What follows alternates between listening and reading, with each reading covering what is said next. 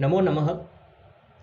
आज हम महाकवि भर्तृहरि के द्वारा विरचित नीति शतकम के पद्धतियों में आज हम मानसौर्य पद्धति का अध्ययन करेंगे। मानसौर्य पद्धति यानी स्वाभिमान। महाकवि भर्तृहरि ने इस पद्धति में लौकिक उदाहरणों और लौकिक जगत में विद्यमान जो भी घटनाएं हैं उनको सम्मिलित कर व्यक्ति विशेष को इस पद्धति के माध्यम से ये बताने का प्रयास किया है कि व्यक्ति विशेष को अपने जीवन में कभी भी अपने स्वाभिमान का परित्याग नहीं करना चाहिए। मानव जीवन में व्यक्ति विशेष का सर्वोप्रिय जो गुण है वह व्यक्ति विशेष का स्वाभिमान है। व्यक्ति विशेष चाहे किसी भी परिस्थिति आ जाए जीवन में, हमें हमेशा अपने स्वाभिमान को बनाए रखना चाहिए। महाकवि भर्तृहरि ने उक्त पद्धति में हमें श्लोकों के माध्यम से इस लौकिक जगत में किस तरह से हम अपने स्वाभिमान को बनाए रखें और किस तरह से व्यक्ति अपने स्वाभिमानों का परित्याग कर देते हैं, उनको महाकवि भर्तृहरि ने व्यक्ति विशेष के उदाहरणों के द्वारा हमें बताने का प्रयास किया है। मैं श्लोकों का वाचन करता हूं और साथ में हम इनके अर्थ को भी देखते हैं। इस वाले श्लोक में महाकवि भर्तृहरि मानसौर्य यानी स्वाभिमान को उल्लेखित कर हमें क्या बता रहे हैं।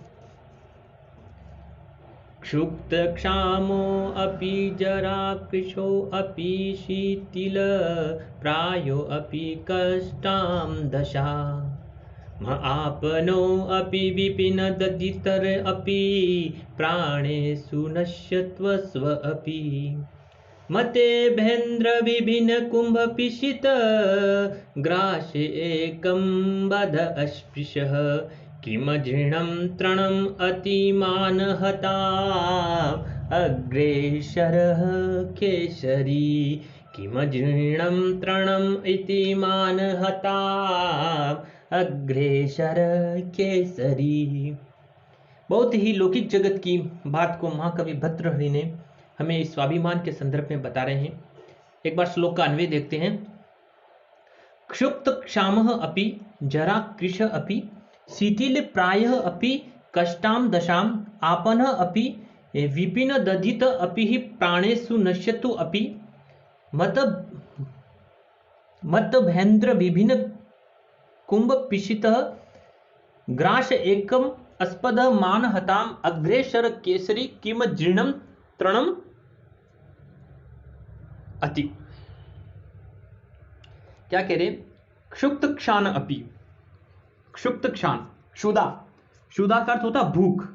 कि क्षुब्ध क्षान अपि यानी भूख से पीड़ित होने पर भी, और क्षुब्ध क्षाम अपि भूख से पीड़ित होने पर भी जरा कृशः, जरा का अर्थ होता बुढ़ापा, यानी में जरा कृश यानी बुढ़ापे के कारण, जरा कृश अपि शीतिल प्राय यानी बुढ़ापे के कारण, दुर्बल हो जाने के कारण और इंद्रियों के शिथिल हो जाने पर, और अपि कष्टाम दशाम और कठिनता रूपी दशा को प्राप्त हो जाने पर। क्योंकि जब व्यक्ति जरा कृश यानी बुढ़ापे की ओर अग्रसर हो जाता है, चाहे कोई भी प्राणी हो चाहे कोई भी व्यक्ति विशेष हो, तो उसकी सारी इंद्रियां शिथिल हो जाती है और व्यक्ति क्या हो जाता है, बड़ी ही शिथिलता की अवस्था में चला जाता है। तो बड़ी ही कठिन अवस्था को प्राप्त हो जाने पर, और आगे बता रहे आपनम विपनम ददिति अपि प्राणेषु नश्यतु अपि। क्या कह रहे हैं कि आपनम दशाम, आपनम का अर्थ प्राप्त हो जाने पर, और विपन्न ददिति, फिर कभी बता रहे हैं कि नष्ट कांति वाला, यानी जिसकी कांति नष्ट हो गई, जिसका सूर्य का सारा तेज नष्ट हो जाने पर भी, और प्राणेषु नश्यतु अपि ही, और प्राणों के नष्ट हो जाने पर भी, मत भेन्द्र, क्या करें बता रहे हैं कि मत भेन्द्र विभिन्न कुंभ पिशित ग्रास एकम अस्पृह, यानी यहां पर कवि बता रहे हैं कि मत भेन्द्र विभिन्न, मत यानी मदमस्त, और इभेन्द्र यानी गजेंद्र, यानी जो हाथी होता है, मतबस्त भेन्द्र विभिन्न गजेंद्र है ना, मतबस्त भेन्द्र विभिन्न कुंभ पिशित ग्रास एकम अस्पृह, कि मत भेन्द्र विभिन्न कुंभ यानी एकमात्र मदमस्त गजेंद्र यानी हाथी के कुंभ पिशित ग्रास एक अस्पद यानी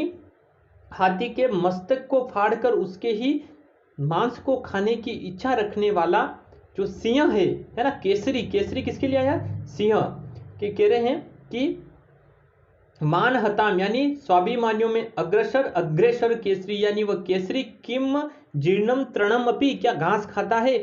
कहने का तात्पर्य कवि विशेष यहाँ पर यह बता रहा है कि जब सिंह जो होता है वह स्वाभिमानियों प्राणियों में, स्वाभिमानियों में अग्रणी माना जाता है, जब वह बुढ़ा हो जाता है, उसकी सारी इंद्रियां शिथिल हो जाती है और कठिन दशा में जो प्राप्त हो जाता है और उसकी सारी कांति भी नष्ट हो जाती है, लेकिन फिर भी उसका जो एकमात्र जो भोजन है वह क्या है, मतभेंद्र विभिन्न कुंभ पिशित ग्रास एकम स्प्रद, यानी एकमात्र मदमस्त जो हाथी होता है उसके मांस की लालसा रखने वाला वह सिंह कभी भी घास का सेवन नहीं करता है।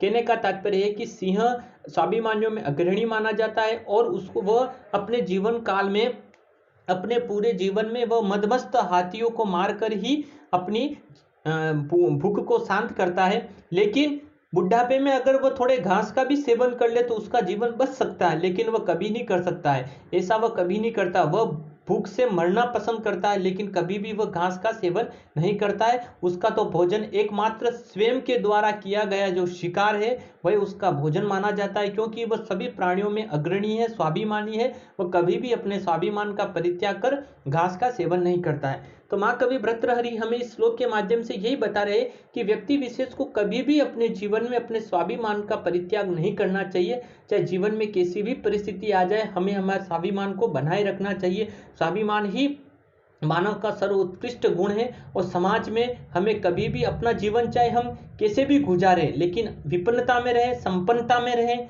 लेकिन हमें हमेशा अपने स्वाभिमान को बनाए रखना चाहिए। इस तरह से इस श्लोक में कवि ने हमें स्वाभिमान के संदर्भ में केसरी के उदाहरण के द्वारा, सिंह के उदाहरण के द्वारा हमें बताने का प्रयास किया है।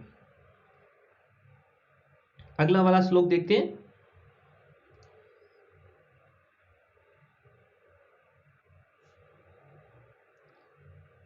क्या कह रहे हैं यहाँ पर कवि, स्वान के बारे में बता रहे हैं। यहाँ पर कवि कुत्ते के उदाहरण के द्वारा बता रहे हैं कि किस तरह से अपने, एक तो स्वाभिमानियों में अग्रणी केसरी के संदर्भ में कवि ने बताया, अब इसमें कवि क्या बता रहे हैं उसको हम देखते हैं। क्या कह रहे हैं कवि,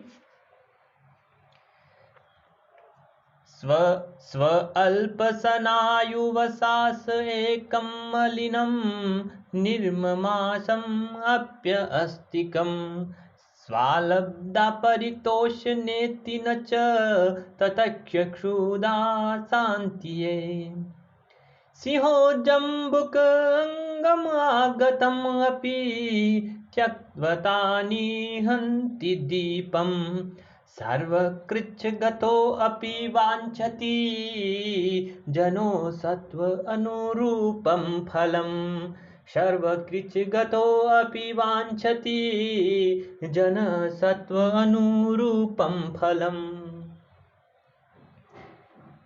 श्लोक का अन्वय इस तरह से होगा, स्वा सव अल्प सनायु वसाम एकम मलिनम निर्ममाशम अपि अस्तिकम लब्ध्वा परितोषम एति ततच तस्य क्षुधा शान्तिये न अस्ति सिंह एकम आगतम अपि जम्बुकम त्यक्त्वा द्वीपम निहन्ति कृच्छगतः अपि सर्वजनः सत्व अनुरूपम फलम वांछति। कि स्वा यानी स्वान, कुत्ता, स्व अल्प सनायु वसाम एकम मलिनम यानी स्व अल्प यानी थोड़ी सी, स्व अल्प यानी बहुत थोड़ा कुछ, वसाम एकम मलिनम यानी थोड़ी सी कुछ कुछ चर्बी से रहित, मलिन एवं मांस से रहित, निर्माशम यानी मांस से रहित, अपि अस्थि, अस्थिकट हड्डी यानी हड्डी के टुकड़े को, लब्ध्वा परितोषम इति यानी हड्डी के टुकड़े को पाकर क्या हो जाता है, संतुष्ट हो जाता है।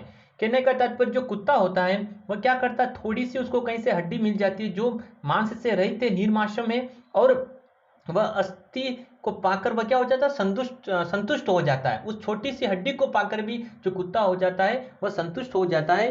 ततच क्षुधा शांति न अस्ति, यद्यपि वह जो हड्डी होती है वह उसकी भूख को शांत करने के लिए पर्याप्त नहीं होती, क्योंकि उस हड्डी का सेवन करने से उसकी क्षुधा शांत नहीं होती। लौकिक जगत में हम देखते हैं कि कुत्ता किसी हड्डी को मुंह में लेकर उसको चबाता रहता है और हड्डी को चबाने में हड्डी पर कोई मांस नहीं होता, लेकिन उसके दांतों से खून निकलने लगता है, तो उसको ऐसा आभास होता है कि इस हड्डी से मुझे क्या मिल रही है, कुछ मेरी क्षुधा शांत हो रही, जबकि वह खून उस हड्डी से न निकलकर उसके मुंह से निकलता है। ऐसा भी हम लौकिक जगत में देखते हैं।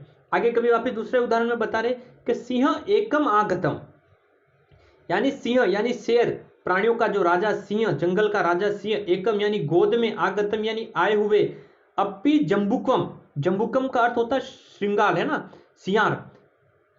सिंह का एक स्वभाव होता है, वह कभी भी अपना शिकार अपने पास में आए हुए का शिकार नहीं करता है, अपितु वह स्वयं तेज दौड़ लगाकर खुद के द्वारा प्राप्त किया हुआ शिकार का ही वह ग्रहण करता है। तो यहाँ पर कवि बता रहा है कि सिंह यानी स्वाभिमानियों में अग्रणीय सिंह, एकम यानी गोद में स्वयं आए हुए, जम्बुक यानी सियार यानी श्रृंगाल को छोड़कर, त्यक्त्वा यानी उसका परित्याग कर, द्वीपम निहंती यानी हाथी को मारता है। कृच्छ्रगृतः अपि सर्वजनक, कृच्छ्रगृत, कृच्छ्रगृत का अर्थ होता है विपन्नता से ग्रस्त होने पर, यानी संकट पे ग्रस्त होने पर भी, अपि सर्वजन यानी सभी व्यक्ति विशेष, सत्व अनुरूपम फलम वांछति यानी सभी कोई अपने सत्व अनुरूपम यानी अपने बल के, अपने योग्य के अनुरूप, अपनी कार्यशैली के अनुरूप ही फलम वांछति यानी फल की इच्छा करते हैं।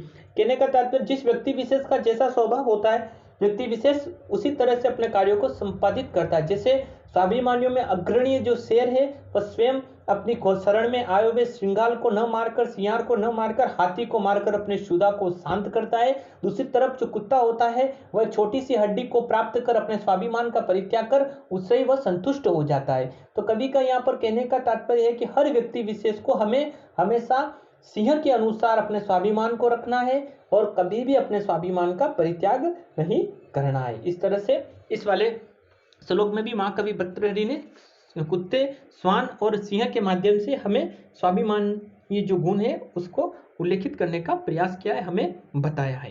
अगला श्लोक देखते हैं।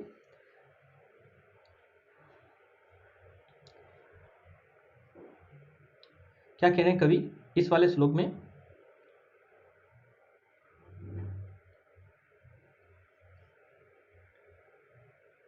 क्या कह रहे हैं? वाचन करता हूं मैं श्लोक का, फिर हम इसके अर्थ को देखते हैं। लांगुल चालनम अद्यस्य चरणव अवपातम, भूमो निपत्य वदनो धर दर्शनम च, स्वापिंडश कुरुते गजभुजंग वसतु, धीरम विलोकयति चाटुक सतेच भंगयते। क्या कह रहे महाकवि भर्तृहरि? लांगूल चालनम अदश चरणवपातम, भूमो निपत्य वदनो धर दर्शनम च, स्वापिंडश कुरुते गजपुंगवस्तुम, धीरम विलोकयति चाटु सतेच भंगयति। अन्वय इस तरह से होगा, स्वालांगूश चालनम अदस्य चरण अवपातम, भूमो निपत्य वदनो दर दर्शनम च, पिंडस्य कुरुते गज पुजंग तु धीरम विलोकयति चाटु सते च भुंग्यते।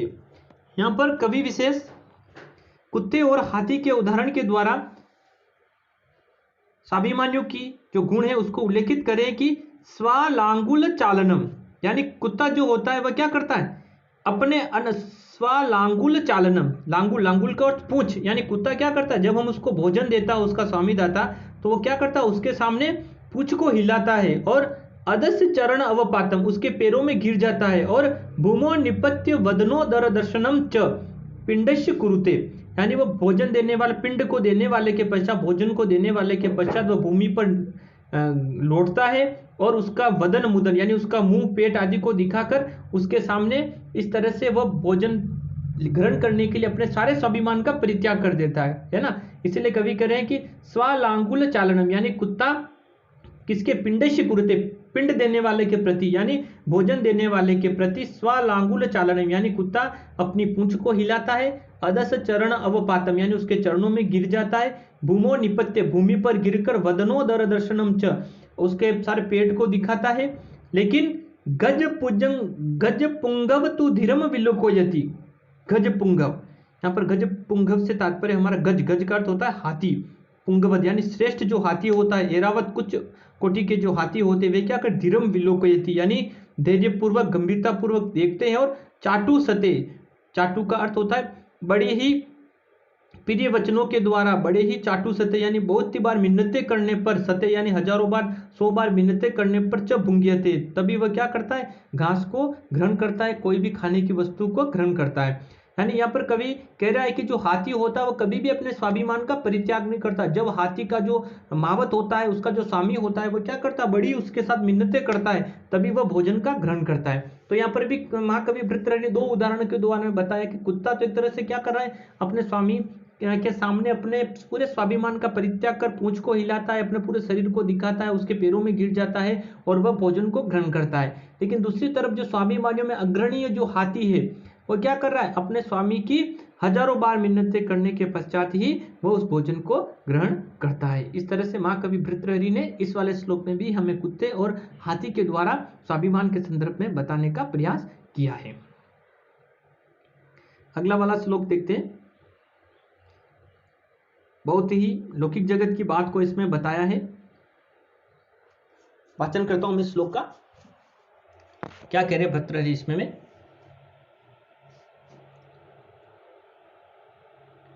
परिव्रतिनी संसारे मृतः को वा न जायते से जातो ये न जातेन याति वंश सम उन्नतिम। क्या कह रहे हैं, अनुष्टुप छंद में निबद्ध है। परिव्रतनी संसारे मृतः को वा न जायते सजातो ये न जातेन याति वंश सम उन्नतिम। अन्वय इस तरह से होगा, परिवर्तनी संसारे कह न मृत वा न जायते स जात ये न जातेन वंश सम उन्नति याति। क्या कह रहे, परिवर्तनी संसारे यानी इस परिवर्तनशील संसार में कवन मृत वा न जायते यानी क न मृत यानी किसकी मृत्यु नहीं होती है और वा न जायते यानी किसका जन्म नहीं होता है। यानी महाकवि भृतृहरि बता रहे हैं कि परिवर्तनी संसार यानी इस परिवर्तनशील संसार में क न मृत यानी किसकी मृत्यु नहीं होती और क वा न जायते यानी किसका जन्म नहीं होता है। फिर कवि आगे बता रहे स जात ये न जाते यानी जिसके जन्म लेने से सजात यानी जिसके जन्म लेने से ये न जाते न वंश यानी जिसके जन्म लेने से वंश की सम उन्नतिम यानी वंश की उन्नति होती है, उसी व्यक्ति विशेष का जाते न्याति यानी उसी व्यक्ति का जन्म लेना सार्थक है, उसी में ही वंश की उन्नति है।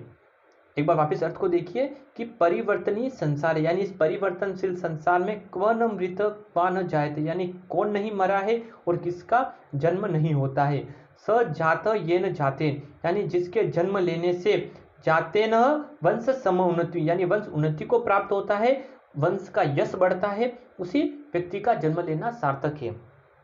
महाकवि भृतृहरि का उक्त श्लोक में कहने का तात्पर्य यह है कि इस लौकिक जगत में जन्म और मृत्यु का चक्र निरंतर चलता रहता है। व्यक्ति जन्म लेता है और उसकी मृत्यु होती है और मृत्यु लेने के बाद व्यक्ति का पुनः जन्म होता है, लेकिन उसी व्यक्ति का जन्म लेना सार्थक है जिसके जन्म लेने से वंश उन्नति को प्राप्त होता है, वंश का यश बढ़ता है। व्यक्ति विशेष चाहे इस लौकिक जगत से चला जाता है लेकिन उसके द्वारा समाज के हित के लिए किए गए कार्य उसके निरंतर यश को बढ़ाते हैं, तो उसका वंश उन्नति के अर्थ पर अग्रसर होता है, उसका यश निरंतर मध्यमान रहता है। तो वह व्यक्ति चाहे इस दुनिया में न रहे लेकिन उसका वंश के लिए वो उस यश रूपी कार्य को करता है, उसके चले जाने के पश्चात भी उसके वंश की जो महिमा है वह निरंतर विद्यमान रहती है। इसीलिए कवि के कहने का तात्पर्य है कि उसी व्यक्ति का जन्म लेना सार्थक है जिसके जन्म लेने से वंश उन्नति को प्राप्त होता है, यानी उसका यश इस लौकिक जगत में विद्यमान रहता है।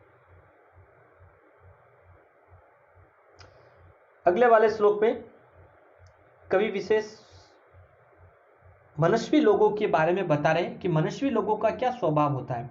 उनके उदाहरणों के द्वारा बता रहे हैं कि जो मनस्वी स्वाभिमानी व्यक्ति विशेष होते हैं उनकी किस तरह से उनकी प्रवृत्ति होती है, किस तरह से उनका स्वभाव होता है। उक्त श्लोक का मैं वाचन करता हूं, फिर हम इसके अर्थ को देखते हैं। क्या कह रहे हैं महाकवि भृतृहरि, कुसुम अस्तबकस्येव द्वैवर्ती मनस्विनिः मूर्धन्य वा सर्वलोकस्य श्रीयते वन एव वा। क्या कह रहे माँ कवि भर्तृहरि? कुसुम अस्तकवश्य एव द्वयवृत्तिर्मनस्विनः मृदन्य वा सर्वलोकस्य श्रीयते वन एव वा। कुसुम अस्तबकस्य अन्वय होगा इव मनस्विनी द्वयवृत्तिः सर्वलोकस्य मृदन्य वा वने एव श्रीयते वा। कुसुम अस्तबकस्य, कुसुम कुसुम का होता फूल और अस्तबकश का अर्थ होता गुच्छा, यानी फूल के गुच्छों की भांति, है ना। कुसुम अस्तबकश्य इव मनस्वनी द्वयवृत्ति, यानी फूल के जो पुष्प के जो गुच्छे होते हैं उन गुच्छों के समान मनस्वनी द्वयवृत्ति, यानी जो मनस्वी व्यक्ति विशेष होते हैं, जो स्वाभिमानी व्यक्ति विशेष होते हैं, उनकी दो प्रकार की प्रवृत्ति होती है, उनके दो प्रकार का स्वभाव होता है। जिस प्रकार जो कुसुम जो होता है उसकी दो प्रकार की प्रवृत्ति होती है, उसी तरह से मनस्वी व्यक्ति भी उन कुसुम यानी फूलों के गुच्छों के समान उनकी दो प्रकार की प्रवृत्ति होती है। कौन कौन सी होती है बता रहे हैं? सर्वलोकस्य मूर्धन्य वा वने एव श्रीयते वा, यानी कवि बता रहे हैं क्या करें कि सर्वलोकस्य यानी या तो वह सर्वलोकस्य मूर्धन्य वा, यानी या तो वह सब लोगों के सिर पर चढ़ता है, यानी अगर पुष्प खिला हुआ पुष्प है अगर उसको माली तोड़ कर ले जाता है तो वह क्या करता है? भगवान के ऊपर चढ़ता है, या व्यक्ति विशेष उनको मंदिर में अर्पित करते हैं, भगवानों के सिर के ऊपर अर्पित किया जाता है। और एक तो ये कार्य होता, दूसरा वन्य एवं श्रीयते वा, या वन में ही खिलकर वहीं नष्ट हो जाता है। यहाँ पर कवि बता रहे हैं कि जिस प्रकार से कुसुम का जो फूल होते हैं, फूलों का जो गुच्छा होता है, उसकी समान मनुष्य की दो वृत्ति होती है। जिस प्रकार जो फूल का जो गुच्छा होता है या तो वह लोगों के द्वारा भगवान को अर्पित किया जाता है, उनके सिर पर चढ़ता है, या वन में ही उत्पन्न होकर वही नष्ट हो जाए। उसी प्रकार से मनुष्य व्यक्तियों की दो प्रकार की प्रवृत्ति होती है, या तो वे सभी लोगों में पूजनीय रहते हैं, या तो वे अगर समाज के लोग मनस्वी लोगों का, स्वाभिमानी व्यक्तियों विशेष का उनका आदर सम्मान करते हैं तो अपने कार्यों के द्वारा क्या करते हैं? समाज को उन्नति के पथ पर उनको प्रेरणा रूपी देकर उनको उन्नति के पथ पर आगे बढ़ाने में उनके पथ प्रदर्शक बन जाते हैं। अगर समाज उनके कार्यों को सम्मान नहीं देता है तो इससे स्वाभिमानी व्यक्ति उस समाज की परंपरा से लीक से हटकर अलग अपने कार्यों को संपादित करते हैं, तपस्या रूपी कार्यों को संपादित करते हैं, अपने तप में ईश्वर भक्ति में संलग्न रहते हैं और समाज की परंपरा से पृथक हो जाते हैं। क्योंकि जब उन स्वाभिमानी व्यक्तियों का सम्मान किया जाता है तो पुष्प के समान वे लोगों के सिर पर चढ़ते हैं, समाज को पथ प्रदर्शक बनते हैं। अगर समाज उनका सम्मान नहीं करता है तो समाज की लीक से हटकर ईश्वर भक्ति के अपने कार्यों में संलग्न हो जाते हैं। इस तरह से माँ कवि भर्तृहरि ने यहाँ पर मनस्वी व्यक्तियों को फूल के कुसुमों के समान उनकी दो प्रकार की प्रवृत्तियों को उल्लेखित किया है। अगले वाले श्लोक में कवि ने हमें उदाहरणों के माध्यम से कवि स्वाभिमानों को बता रहे और लौकिक जगत में पौराणिक कुछ आख्यानों के द्वारा इसको उल्लेखित करने का प्रयास किया है। मैं वाचन करता हूं श्लोक का, फिर हम इसके अर्थ को देखेंगे। क्या कह रहे माँ कवि भर्तृहरि?